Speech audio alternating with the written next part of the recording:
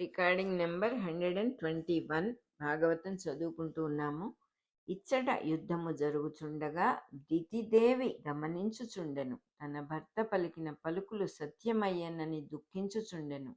యుద్ధమున జయాపజయములెట్లుండునో అని ఆమె తలచుచుండగా ఆమె స్తనముల నుండి రక్త బిందువులు వెలువడెను. ఇక హిరణ్యాక్షుడు చనిపోవునని ఆమె నిశ్చయించుకొనెను. విశ్వాసము లేని వానికి ఎన్ని ఉపకారములు చేసిననేమి వ్యర్థమైపోవును. అట్లే తాను ప్రయోగించిన రాక్షస మాయలు విష్ణుని యందు వ్యర్థమైపోయెనని రాక్షసుడు గ్రహించెను. అతడు వరాహమూర్తిని సమీపించి 2 చేతులు చాచి పొడిచి విష్ణుని వక్షస్థలమును పీడించెను. నారాయణుడు తప్పించుకొని నిలబడగా రాక్షసుడు పిడికిలితో కఠినముగా పొడిచెను. లెక్క చేయక వరాహమూర్తి రోషముతో వానిని పట్టుకొనెను. వాని నడుముపై గ్రుద్దెను. ఆ దెబ్బ పూర్వము వృత్రాసురుని ఇంద్రుడు వజ్రముతో కొట్టి చూపినంత దెబ్బ. ఆ దెబ్బకు హిరణ్యాక్షుడు గిరగిర తిరిగిపోయెను. కొంతసేపు కన్నులు కనిపించలేదు. మరల ఎట్లో తట్టుకొని ఎదుట నిలబడెను. కాని ఏమీయూ చేయలేక లొంగి నిలబడెను. లొంగిన దైత్యునకు వరాహమూర్తి భయంకరుడై కనిపించెను. అతని కోరలలో ఎందరు శత్రు రాక్షసులు చిక్కి చనిపోయిరో అనిపించెను. బ్రహ్మాండములన్నీయు వాని నడుము చుట్టూ ఇమిడిపోయి ఉన్నవా అనిపించెను. అప్పుడు వరాహమూర్తి వజ్ర కఠోరమైన తన హస్తముతో రాక్షసుని చెవుల వెనుక భాగమున మొత్తెను. రాక్షసుని కన్నులలో నెత్తురు చిమ్మెను. పెనుగాలికి కుకటి వ్రేళ్లతో పెళ్లగించుకొని విరిగిపడు మహావృక్షము వలె రాక్షసుడు నేల కూలెను. ఇంద్రాదులు సంతోషించిరి. నేలపై బడి బుడబుడ నెత్తురు రక్కుచు గ్రుడ్లు మీదికి రాగా పండ్లు బిగించి రాక్షసుడు కట్టెవలే నీలిగి చచ్చెను. అతని వికృత రూపము చూచి బ్రహ్మాది దేవతలు నిశ్చేష్టులైరి. అతడిటి దురవస్థ పొందుట ఎందులకో అని బాధపడిరి. వారిట్లనుకొనిరి. మహాయోగీంద్రులు యోగ మార్గములో నారాయణుని తమ మనస్సులలో నిలుపుకొనుటకై సాధనలు చేయుదురు. ఈ సాధనకై తమ లింగ శరీరము తొలగించుకొనున్నంత వరకు శ్రమపడుదురు. అట్టి నారాయణుడే స్వయముగా వీరిని చేతితో కొట్టెను. ఇతడు నారాయణుని ముఖమును దర్శించుచు ప్రాణము విడిచెను. ఇంత దుర్మార్గుడు కూడా దుర్లభమైన స్థితి పొంది దైవ సాన్నిధ్యము చేరెను. ఇతని పుణ్యం ఎంతటిది! నారాయణుని తమ హృదయములలో నిలుపుకొనుటకై సన్మార్గమున సాధన చేయు యోగీంద్రులు తమ్ము గూర్చి తమకు తెలిసిన విషయములను పూర్తిగా విడిచిపెట్టవలెను. అప్పుడు కాని వారి లింగ శరీరము బ్రద్దలై నారాయణుని సాన్నిధ్యం ఏర్పడదు. ఈ సాధనం ఎంత కష్టము! ఎట్టి సాధన లేకుండా దుర్మార్గుడై లోకకంటకుడై ప్రవర్తించిన రాక్షసుని చూచుటకు నారాయణుడే స్వయముగా దిగివచ్చెను. తన చేతితోనే కొట్టి దేహమును విడిపించి తన సాన్నిధ్యమును తానే కల్పించెను. అనుగ్రహమనగా ఇట్టిదే. దీనికి చేసిన సాధనతో సంబంధము లేదు. దేవతలు ఇంత మాత్రమే భావించిరి గాని హిరణ్యాక్షుడు జయ విజయులలో ఒకడని మరిచిపోయిరి. వెంటనే ఆ విషయము స్మరణకు వచ్చినంతనే మరల సమాధాన పడిరి. వీడు నిజముగా రాక్షసుడు కాడు. విష్ణు ధర్మములోని సమానత్వమును సాధించుకుని మునీంద్రుల శాపమునకు కూడా బాధపడక నీచ జన్మము భరించి ఉన్న జయ విజయులలో ఒకడు. ఇతనిని చంపుటకు నారాయణుడు స్వయముగా రాకుండుట ఎట్లు? వీడెచ్చట ఏ స్థితిలో ఉన్నను నారాయణ స్మరణకు దూరము కాలేదు. ఈ ద్వారపాలకులిద్దరకును జనన మరణములు లేవు. జీవులలో తమకు లోపల వెలుపల అనబడు ప్రజ్ఞలుగా వీరు పనిచేయుచుందురు. అట్టివారు ఏ దేహములలో ఉన్నను జనన మరణములు లేవు. అట్లే హిరణ్యాక్ష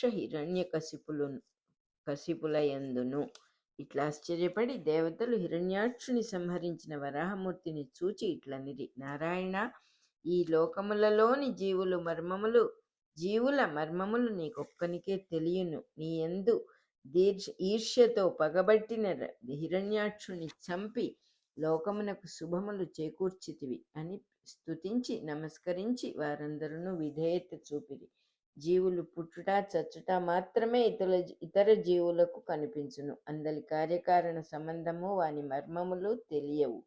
వానిని తెలిసినవాడు జీవులలోని అంతర్యామియగు నారాయణుడొక్కడే కనుక శిక్షించుట అనుగ్రహించుట అను విషయములను గూర్చి తాము జోక్యము కలిగించుకొనరాదని తెలిసి దేవతలు వినయపడిరి. ఇతరుల అహంకారం యొక్క దుష్టత్వమును భరించుట కష్టమే కానీ దానిని చూచి భరించున్నది చూచువానిలోని అహంకారమే కాని చూచువాడు కాడు.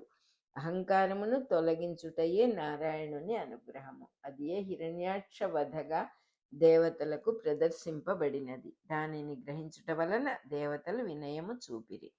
యజ్ఞవరాహమూర్తి ఇట్లు దేవతలకు శత్రువైన అహంకారమును సంహరించిన విధానము చూచి దేవతలందరూ చేసిన స్తోత్రమునకు నారాయణుడు ఆత్మలో సంతోషించి అందరూ ప్రసన్నమైన దృష్టితో చూచెను. వారి యందు తన అనుగ్రహము చూపి అతడు వైకుంఠమునకేగెను.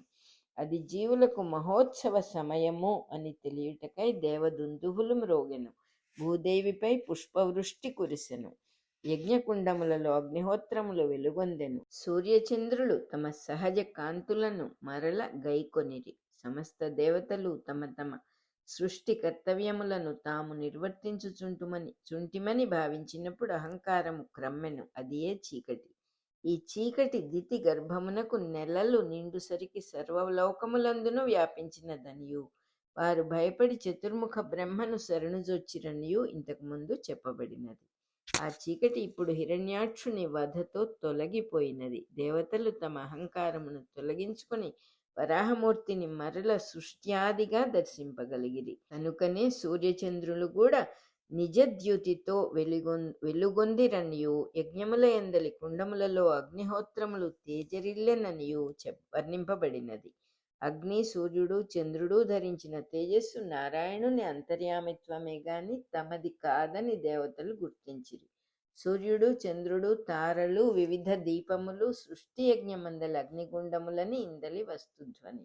సృష్టిలో దేవతలకు పైన దేవతల కన్నా శాశ్వత రూపులై సనకాది ఋషులున్నారు.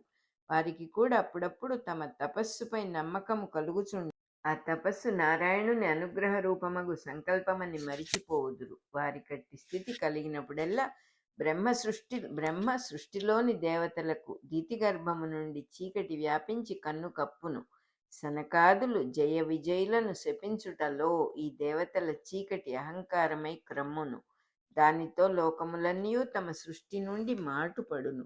ఈ అహంకారమే హిరణ్యాక్షుడు. వాడు జన్మించుటకు కారణము సనకాదులు జయ విజయులను శపించుటయే. హిరణ్యాక్షుడు చనిపోవుటకై నారాయణుడు వరాహ రూపము ధరించి దిగివచ్చుటకు కారణము వైకుంఠమున పుట్టినది. అది ఎట్లనగా సనకాదులు జయ విజయులను శపించుటలో తప్పు చేసితిమి అని గ్రహించి జయ విజయులు తప్పు చేయలేదని గ్రహించి అయినను నారాయణుడు తమ్ము క్షమించి దయచూచనని గ్రహించి తామును జయ విజయులపై దయగలిగి మరల జయ విజయులు త్వరలో వైకుంఠమునకు రావలెను అని సంకల్పించుటయే. ఈ సంకల్పము నారాయణుడు చేయడు. సనకాదులు చేసినచో తాను వరాహమూర్తిగా దిగివచ్చును. కానిచో సనకాదులు బాగుపడుటకు అవకాశము లేదు. ఈ రహస్యములన్నీయు నారాయణుడు వైకుంఠమున సనకాదులతో చేసిన సంభాషణమున ఉన్నది.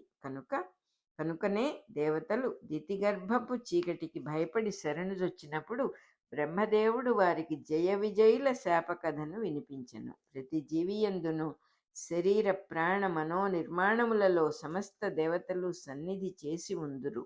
కనుక వ్యక్తిగత జీవులకు కలుగు అహంకార మమకార గర్వాదులు వాని ఎందున్న దేవతలలో వర్తించుచుండును. అట్టి అహంకారపూరితులై అంధకారమున మునిగియున్న వ్యక్తులు ఈ కథను చదువుకొన్నచో వారిలోనున్న దేవతలలో ఈ కథ జరుగును. మరల వ్యక్తిగతమైన పిండాండమున దేవతల నడుమ వరాహమూర్తి ఆవిర్భవించును. దానితో జీవితము యజ్ఞస్వరూపమగును.